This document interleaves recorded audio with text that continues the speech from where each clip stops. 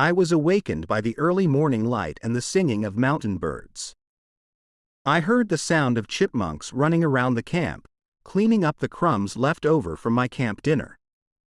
The pure morning joy I felt in nature after so many years quickly faded as today's reality hit me.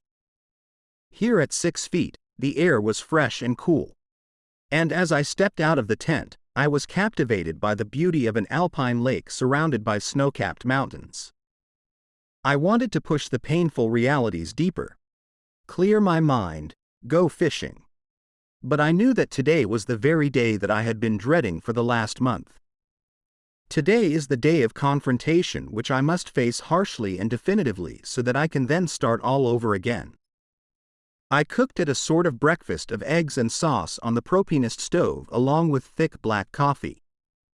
As I sat there finishing my drink and fooling up for the 6-mile hike, I marveled at how beautiful and peaceful this moment in time was. I reassured myself that life holds beauty and joy for those who persist in moving forward in the right direction. I made a mental note to revisit my old hobbies, camping, hiking, fishing, and sailing activities I had set aside during my 23-year marriage to the woman I once considered the love of my life. Well, now I must admit she was once that woman. However, I remain optimistic, hopeful that another love may come my way in the future. The walk back was serene and uneventful with no encounters until I reached my parked car. Loading my gear into the car, I embarked onto the main highway. Finally turning my phone back on after 3 days of being disconnected as I anticipated. Messages and emails flooded in once I entered cell coverage.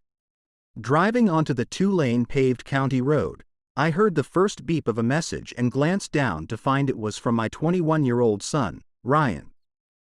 Ryan and I shared a bond that surpassed father-son dynamics. We were best friends, supporting each other through the trials and tribulations of his teenage years and emerging with a deep mutual respect and love. Ryan's message was short and to the point. "Dad, I love you and support you. Good luck today and stay positive. Somewhere someday, there will be a light at the end of this tunnel." His words of encouragement brought tears to my eyes and helped strengthen me in what I had to do. The next message I opened was from my daughter Christa. And it was also a promise of support and love. "Dad, how I wish I could be with you, hug you, and tell you that everything will be fine. You are the best father we can imagine and always put us first. Now you have to put yourself first. No matter what happens, you need to know that Ryan and I love you and will always be here for you." Christa had always been a daddy's girl. And although she was the spitting image of my beautiful wife, Linda, in her younger years, Christa had my sense of adventure, love of the outdoors, and crazy sense of humor, none of which Linda possessed. At least I was blessed with children that I loved, respected, and who would be the best legacy I would ever leave behind. At the end of what I hoped would be a happy and fulfilling life again. I stopped to take a breather to carefully review my messages, emails, voicemails, and missed calls. There have been 10 missed calls from my wife in the last 3 days. The first 7 or so were probably from her 3-day banking seminar and supposed business trip to Vegas. And the last 3 seemed to have been after she returned last night and then again this morning. I can imagine how angry she was when I wasn't at the airport to pick her up and when I didn't answer her calls or texts. I didn't bother with voicemails. I deleted them all and went to my inbox. Of course, Linda wrote to me about 20 times in the last 3 days, and again, I did not answer them. I skimmed through them with the first few being her declaration of her endless love for me. What crap, I thought, probably out of guilt. And the last few being toxic, full of resentment because I didn't answer her, didn't answer my calls, and left her waiting at the airport for over an hour before she finally realized I wasn't coming. The last message from her was simply, "WTF Jack," all in caps. How our relationship had changed over the past months, although I don't think she even understood how the spark of love in me that had always burned for her began to slowly fade away. Has she really drifted away from me that much over the last treacherous 4 months? Had she really lost all conscious thought about me, about my feelings, and about the pain in my eyes, which I was surprised she did not see? Did she so easily forget about her children, about our family, and about the love we shared for so long? It was perhaps even more depressing than her novel. Linda was beautiful at 44. She had incredible curves, slender legs, and firm breasts, and she knew how to work her body for any occasion. Whether flirting at a social event or playing the role of a rising star banking professional in a trust department of the U.S. Bank of Commerce, I was always proud to be seen with her, and I loved the way men looked at her, barely able to contain their lust and avert their eyes. Knowing that she was mine and that we were forever woven into each other gave me a huge boost of self-respect and selfishness as we passed lustful onlookers.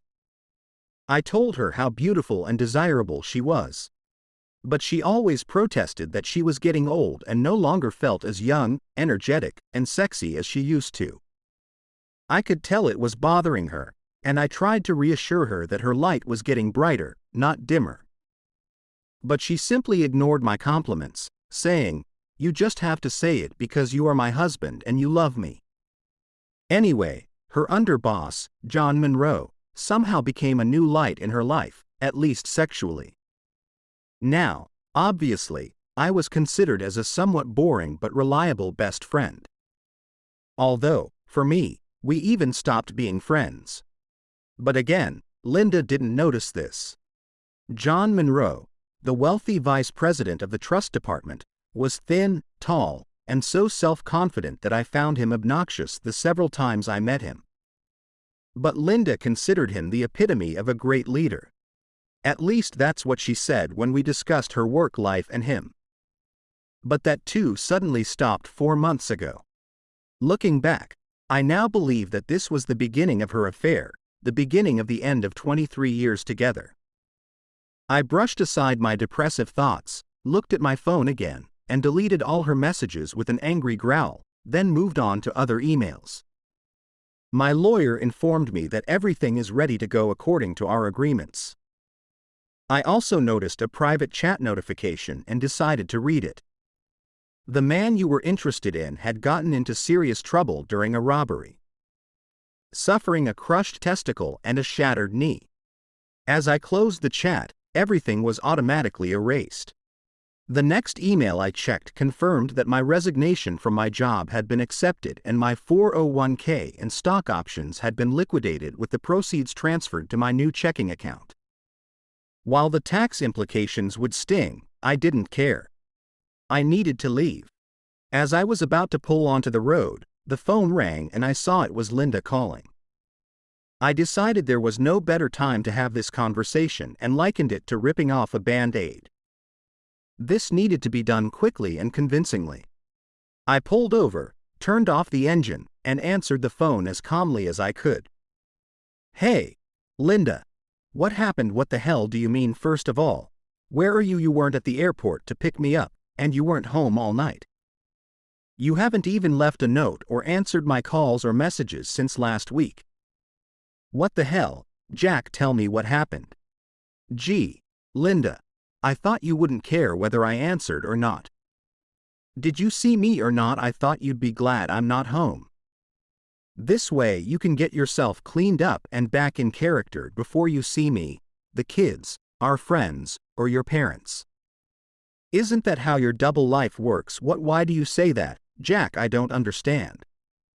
"What double life? You know that I have to travel for work.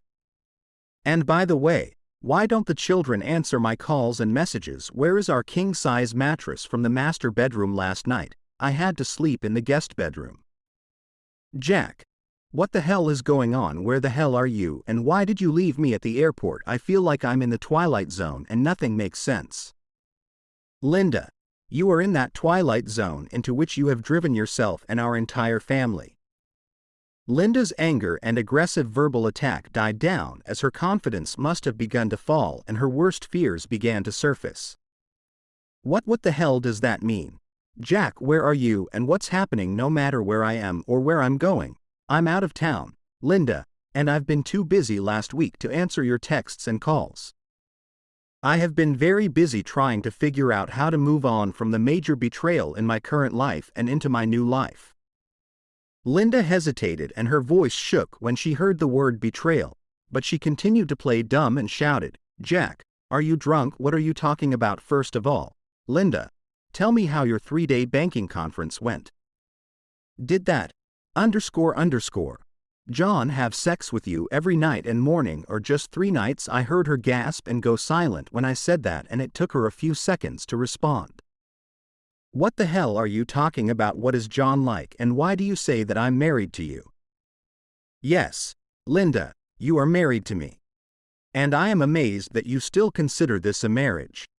So, can you at least do me the courtesy after 23 years of marriage to tell me the truth? I know you have had no respect or care for me or your family for the past few months. But now that the lies and deceit have been exposed, how about being honest?" Linda answered in a trembling and quiet voice.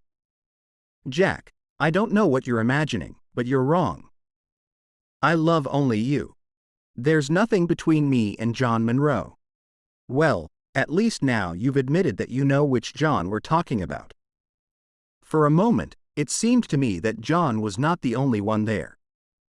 "Linda, tell me honestly, did you think you'd never get caught, or did you just not care? Why didn't you want to tell me that you wanted a divorce and love someone else? It would be a lot easier for everyone if you had the courage to let us know before you lie and cheat behind our backs, Jack."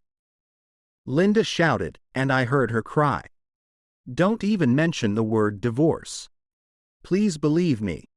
I love only you. Please come home so we can talk about this. Nothing happens." "How can you think otherwise?" Apparently, Linda was convinced I had no proof and was bluffing. So, she was going to continue the charade. "So, you never had sex with Monroe in our bedroom on our now missing king-size mattress?" "No, of course not." "What the hell are you talking about?" "Linda, wait in line for a minute. Okay, but that I pulled out a photo of John Monroe having sex with Linda while she was on all fours. She looked like she was in ecstasy, and judging by the intense expression on his face, he was obviously giving it his all. It was one of many photos and videos I received from a camera hidden in plain sight inside the dresser clock I had bought a month ago when I was warned about her affair. I sent the photo to Linda and switched back to the call. "Linda, take out the photo I just sent you. Are you telling me it's not my loving wife cheating on me in my bedroom on my huge mattress without a condom with her, Boss?" I heard her hang up and scream in agony. "Oh God, no. Jack, please. It was a mistake. It only happened once. It didn't mean anything. It was just a fling, just the excitement of someone younger who wanted me so bad and made me feel sexy and young again. It was the only time. And I really never meant for it to hurt you. Oh God, I'm so sorry. But Jack, if Linda, look out the window in the middle of the backyard. See this pile of charred wood, metal, and ash? This is our king-size mattress. This is a symbol of how you set fire to our marriage. How you betrayed our family. How you humiliated me. When did you hate me enough to cause me such pain? When did you decide that you no longer cared about my love or the love of our children? When did you decide that I was no longer worthy of respect and honesty? When and why did you decide to throw us out like morning trash? Jack, please, please forgive me. I love you. I can never hate you. I want to spend my whole life with you. It was an accident, a terrible mistake, and only once. It was me who was selfish. You have absolutely nothing to do with it. Please, Jack, come home and talk to me. Linda, my children and I are already fed up with lies and deception. Can you finally be honest with me? So that's why the kids don't answer my calls. Jack, did you tell them and turn them against me? How dare you? Linda, I haven't done a damn thing to keep the kids away from you. You did it all by yourself. That is you and your friend. It's all you. You're selfish, Self-centered attitude and your need for sex with someone else's man is what brought you into the twilight zone and what took our entire family and destroyed it and drove us all away from you. And no, it wasn't me who broke the news to the children. They were the ones who confronted me. What a disappointment. I never imagined you capable of such lies, deceit, and abandonment. Please stop with the lies now. This wasn't an isolated incident. It's been going on for at least 4 months, judging by how you emotionally disconnected from all of us. And the saddest part is you didn't even realize it. You stopped communicating with us, stopped acknowledging me, stopped showing affection towards me. Except for the occasional mercy sex. You repulse me. That jacket means nothing. It was just sex. A momentary lapse in judgment after 23 years of marriage. I want you, not John. Please believe me, Linda. Wait. I retrieved the next photo from my phone. The one where Ryan unexpectedly came home and witnessed his mother and Monroe in the act. He quietly approached the open door of the master bedroom, captured several photos and videos on his phone and kept it to himself for 2 weeks until he and Christa decided I deserved to know. So, they called me and told me, and we all cried and were physically sick, watching their mother, my wife, betray her with his boss. This is what prompted me to buy a spy camera.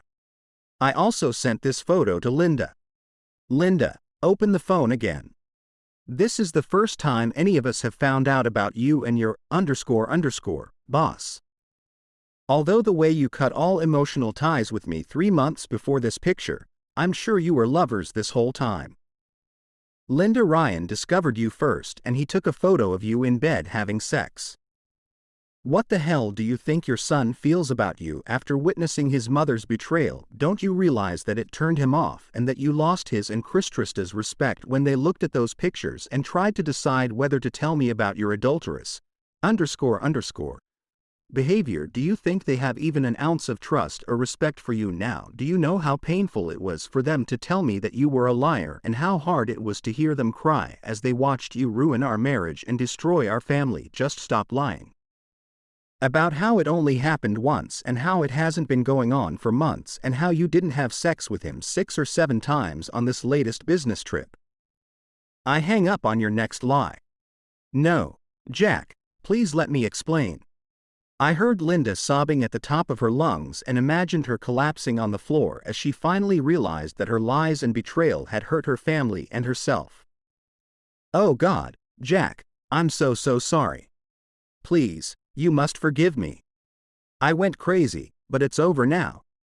It was just cheap and sex. And it was so exciting to be desired and secretly involved in an illicit affair. I felt young and desirable again, but there was no love, and I never wanted to hurt you, but I don't know how I could not see it. I didn't even realize how distant I was from you and the children. And I'm ashamed to admit that right now I wake up and see myself as some other person from a horror movie or nightmare. And I hate myself for it because I love you, the children in our life together. Oh dear Jack. Please come home so I can make things right. I need to make us a family again. Linda, there is no us. You can't say you loved me after you cheated on me and caused me pain and emotional damage. You have shown that you have no respect for me, no care for anyone but yourself, and because of your lies and deceit, I will never be able to trust you again. Everything we had before is now tainted and suspicious. Have you been cheating on me with him for the last few years or 4 months? How many other men have you had? Do I need to have my children's DNA tested? Don't bother answering because I won't believe a word you say. Of course, I need to get tested for STDs. You and I have nothing left. You hurt me like no other. And I could never imagine that the person I loved and bet my life on would throw me away like a piece of trash. But you did it. Maybe the kids will find their way to you eventually. But I sure as hell never will. Jack, please don't say that. I'll do anything. I'll go to a psychologist. You can have sex with other women. Please do not leave me. I lived with a feeling of guilt. I wanted to stop and I always came back to you. It was just a pointless fling. Oh God, please forgive me. I'm so sorry. Linda, save your breath. I don't believe a single word you utter. And frankly, at this juncture, I couldn't care less about you or your deceitful fabrications. Now, listen attentively. What's happening now? Come Monday, the bank will serve you with divorce papers. God knows. Jack, please reconsider. Please don't divorce me. Linda, listen carefully. Your boss's wife has already been provided with copies of the videos and photos of your sordid affair. Your betrayal with him in our very own bedroom. So, chances are you and that bastard John Monroe will be left to deal with each other when his wife and I both wash our hands of your adulterous antics. Jack, please tell me you're not serious about this. He has a wife and 2 children. Why would you want to ruin their lives? Wow. Linda, you just don't get it. It's not me who's tearing apart their family. You and that bastard John Monroe destroyed everything. Your Tadra affair not only shattered my life, your life, and our children's lives, but also wrecked the lives of his wife and children. You should be ashamed of yourself. You played a part in the suffering of 8 people, but knowing you, you're probably too self-absorbed to even care. Her sobs echoed through the phone, but I wasn't finished yet. Your boss will be sued civilly for alienation of affection, although we'll have to find out which hospital he's in. Apparently, he was out of luck. Wrong place, wrong time. I heard from a friend that Monroe was mugged in an airport parking lot and ended up in the hospital with a crushed testicle and a shattered knee. So, it's hard to say when he'll be fit enough to have sex with anyone again. Stop it, Jack. Stop being so cruel. I don't care about him. I just want you. Please don't do this to us. Listen, Linda, again, we're not here. It's hard to say whether you and your boss will still have your jobs by the end of next week because I also sent these photos to the president and board members of the U.S. Bank of Commerce along with the alienation of affection and sexual harassment lawsuit. If they want to negotiate, I will try to keep you on the job, but I will require them to fire him for cause. No, Jack. No. Do you really hate me that much? Linda, you yourself showed your hatred for me with your betrayal, lies, and disrespect. You took the love I cherished for you and tore it from my soul. I'm just trying to regain some self-respect before our lives go in different directions. At this point, Linda was crying so hard and making cries of disbelief and denial that I was not sure that she would be able to listen to me any longer. I held back my anger and felt pain and remorse for what I was putting her through because I knew I still loved her even though I hated her. It was a very disturbing mixture of emotions that tore at my soul. But overall, I was determined to take revenge and mortally wound her for what she had done to me. Linda, we're almost finished. Try to focus on the next few points. I took the $125,000 we had in savings and used $25,000 to pay for Christa's next 2 years of college.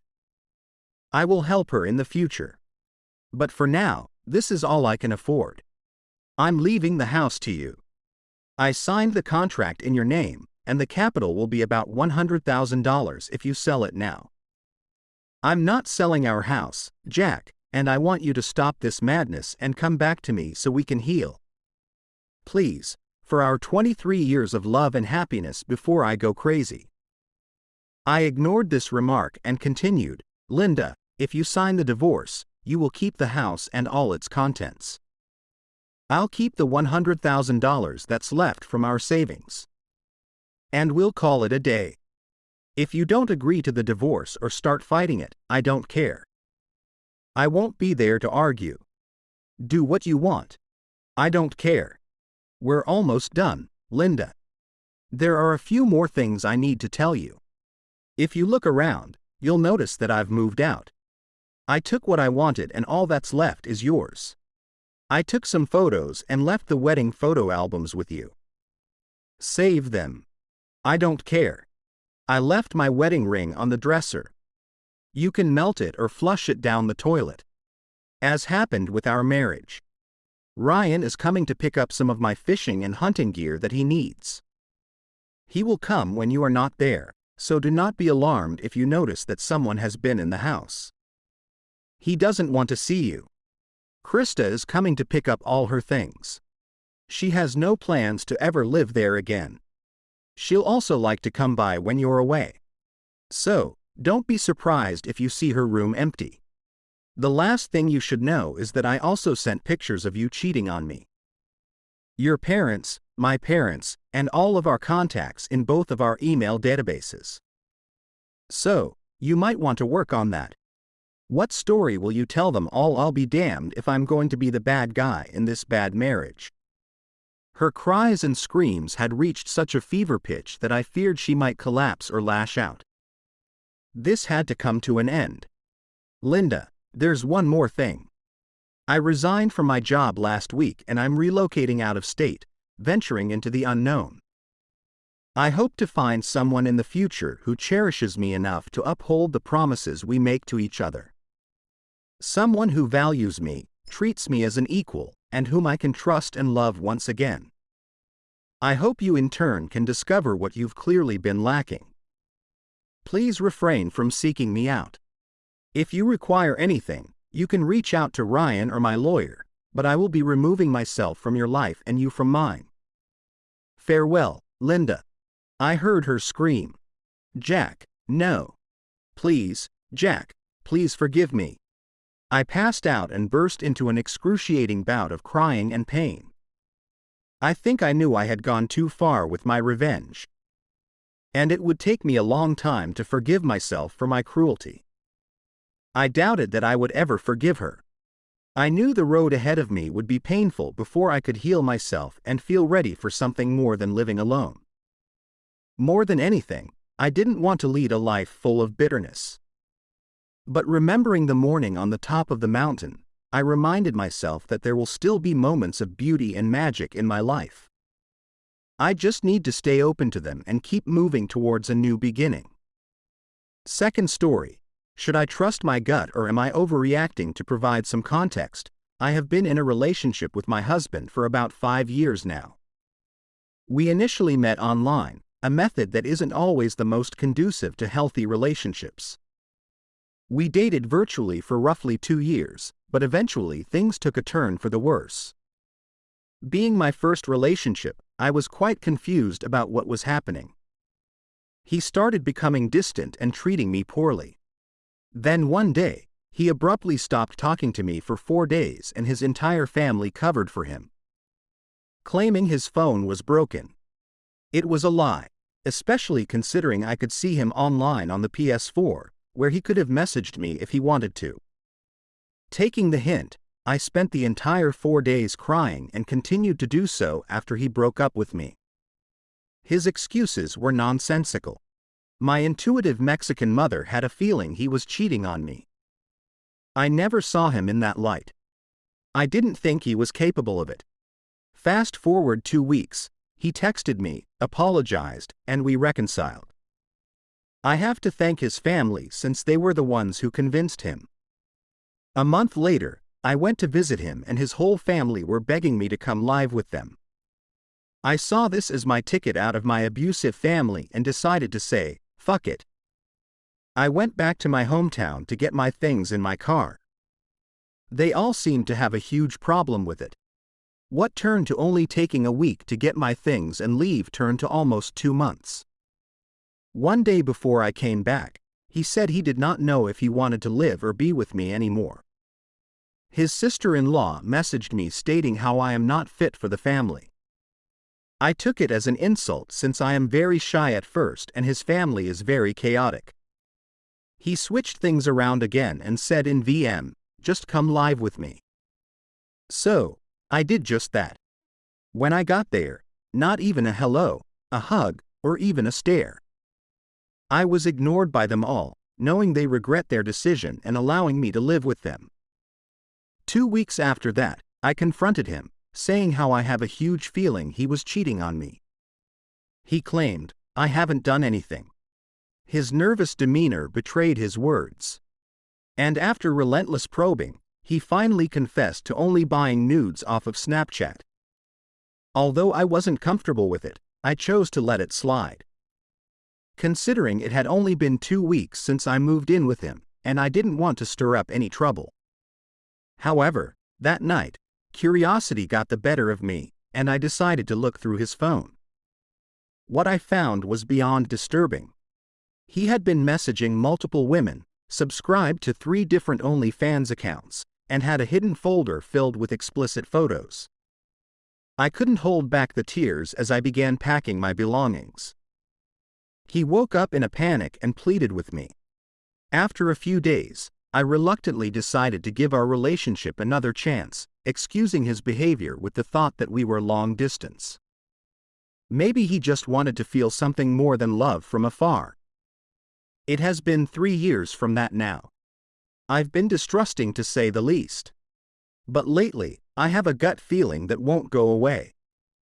I keep wondering if he is doing it again. He always wakes up very early and hides in the restroom with his phone. While I was texting my sister through his phone when mine died, I saw emojis he does not normally use, if you know what I mean. And he never texts anyone, not even me. I've noticed he always deletes his history when I use his phone to search, etc., etc. Lots of weird, happening not up to the norm. I choose not to go through his phone due to the fear of finding something I wish not to see. I want to confront him. But this is all speculation and maybe just coincidences. I just want to know. Thanks for joining us on this chapter of Relation Tales. If you are moved by these stories, hit that subscribe button and ring the notification bell. Don't miss out on the upcoming emotional roller coaster of relationships. Your support means the world, and we can't wait to share more compelling tales with you. Until next time, remember, every relationship has a story worth telling. See you soon.